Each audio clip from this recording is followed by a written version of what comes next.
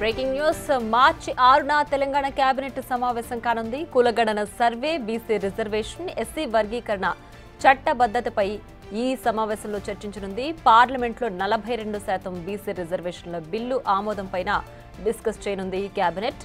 ఇక మార్చి 7, 8న అసెంబ్లీ సమావేశాలు జరగనున్నాయి. సమావేశాల్లో అనుసరించాల్సిన వ్యూహం, అజెండాపై మంత్రివర్గంలో చర్చించి నిర్ణయం తీసుకోనుంది.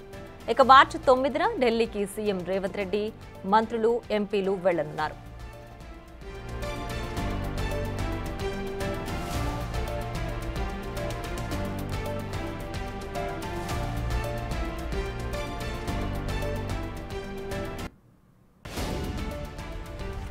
ఇక మరింత సమాచారాన్ని మా ప్రతినిధి వాసు లైవ్ లో అందించడానికి సిద్ధంగా ఉన్నారు. వాసు, చెప్పండి, 6వ తేదీన తెలంగాణ కేబినెట్ సమావేశం కానుంది కదా, దీనికి సంబంధించి ఎలాంటి అంశాలు తెరపైకి వస్తున్నాయి, ఏంటి దీనికి సంబంధించి పూర్తి డీటెయిల్స్?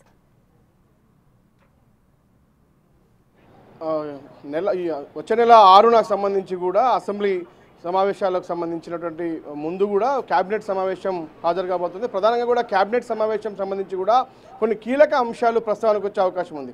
ఇటీవల కాలంలో తెలంగాణ రాష్ట్ర ప్రభుత్వం చేపట్టినటువంటి కులగణనలో వచ్చినటువంటి అంశాల ఆధారంగా కూడా 42% బీసీ రిజర్వేషన్లతో పాటు ఎస్సీ వర్గీకరణకు చట్టబద్ధత కల్పించే అంశాలపైన కూడా కేబినెట్ చర్చకొచ్చే అవకాశం ఉంది. ఇక ఏదైతే తెలంగాణ రాష్ట్రంలో ఇప్పటివరకు సంక్షేమ పథకాలతో పాటు పెండింగ్ ప్రాజెక్టుల అంశానికి సంబంధించి కీలక విషయాలపైన కేబినెట్ చర్చించబోతోంది.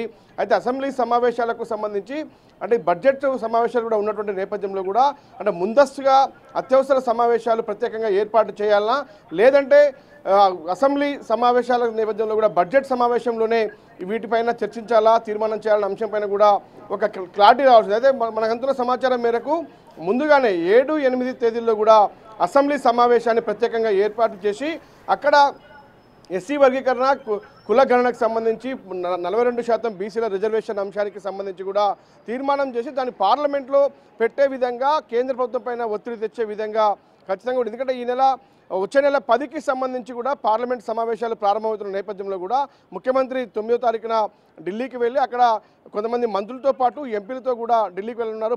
పార్లమెంట్లో ఎట్టి పరిస్థితుల్లో కూడా బీసీ రిజర్వేషన్ బిల్లు అమలయ్యే విధంగా ఎంపీలు ప్రయత్నం చేసే విధంగా కూడా ఒక ఒత్తిడైతే చేయబోతున్నారు. కాబట్టి దీనికి సంబంధించి పార్లమెంటు సమావేశాలకు ముందే తెలంగాణలో అసెంబ్లీ సమావేశాలు ఏర్పాటు చేసి అక్కడ అంతకంటే ముందు 6వ తారీఖు కేబినెట్ సమావేశంలో కూడా ఒక తీర్మానం చేసి కూడా అసెంబ్లీలో బిల్లు పెట్టి దాన్ని ఇక్కడ ఆమోదం తెలుపుకున్న తర్వాత కూడా పార్లమెంట్లో బిల్లు పెట్టే విధంగా కేంద్రం పైన ఒత్తిడి తెచ్చే విధంగా దేశవ్యాప్తంగా కూడా బీసీ రిజర్వేషన్ అంశానికి సంబంధించి 42% రిజర్వేషన్స్ కల్పించాలంటూ కూడా కేంద్రం పైన ఒత్తిడి తెచ్చే అవకాశం ఉంది. ఆ బిల్లును పార్లమెంట్లో పెట్టాల్సిన అంశానికి సంబంధించి ఇప్పటికే వివిధ రాష్ట్రాల పార్టీలతో పాటు మంత్రులతో పాటు కొంతమంది కేంద్ర మంత్రులతో కూడా ఇప్పటికే కలవడం జరిగింది. అయితే ప్రధానంగా కూడా ఇరు పార్టీలకు సంబంధించి దేశవ్యాప్తంగా ఉన్నటువంటి రాజకీయ పార్టీలతో పాటు ఆయా రాష్ట్రాల ముఖ్యమంత్రులు కూడా ఇప్పటికే లేఖ రాసేందుకు కూడా తెలంగాణ ప్రభుత్వం సిద్ధమవుతున్న పరిస్థితి కనిపిస్తోంది. వాళ్ళని కలిసి కూడా రిక్వెస్ట్ చేసే అవకాశాలు లేకపోలేదు.